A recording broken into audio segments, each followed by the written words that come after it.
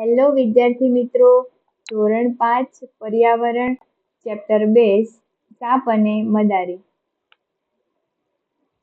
વિદ્યાર્થી મિત્રો, આ બાજુમાં જે ચિત્ર છે તે શેનું છે? તો કે મદારીનું. હું આર્યનાથ છું. હું કંઈ એવું ખાસ કરી શકું છું કે જે તમારામાંથી કોઈ ના કરી શકે. શું તમે જાણો છો? હું બીન વગાડી શકું છું. તમને અચરજ થશે. હા, હું બીન વગાડી સાપને નચાવી શકું છું. મેં આ કલા મારા કુટુંબના સભ્યો પાસેથી શીખી છે. અમે લોકો કાલબેલિયા તરીકે જાણીતા છીએ.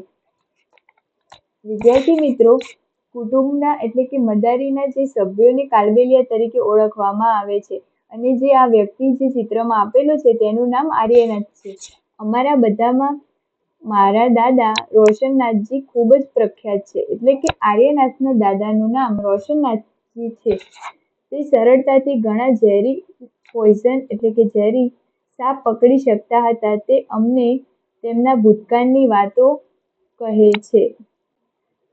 આવો તેમની વાર્તા તેમના પોતાના શબ્દોમાં સાંભળીએ.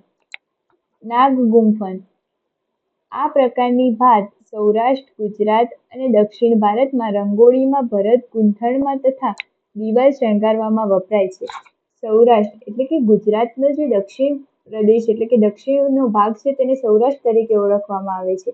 અને દક્ષિણ ભારતમાં જે રંગોળી અને ભરત ગૂંથણ કરવામાં આવે છે, જેનાથી દિવાલોને શણગારવા માટે તે ભરત ગૂંથણ વપરાય છે. હવે આપણે જે ઉપર જે ભણ્યા તેના પ્રશ્નોના જવાબ આપીશું. પ્રશ્ન 1. સાપને નચાવવા માટે મદારી કયું વાદ્ય વગાડે છે? જવાબ તો કે બીન. તો આર્યનાથના દાદાનું નામ શું હતું? તો કે રોશનનાથજી. નાગ ગુંફણની ભાત કઈ કઈ જગ્યાઓમાં વપરાય છે? તો સૌરાષ્ટ્ર, ગુજરાત અને દક્ષિણ ભારતમાં. નાગ ગુંફણનો ઉપયોગ શેમાં થાય છે? તો રંગોળીમાં, ભરત ગૂંથણમાં તથા દિવાલને શણગારવામાં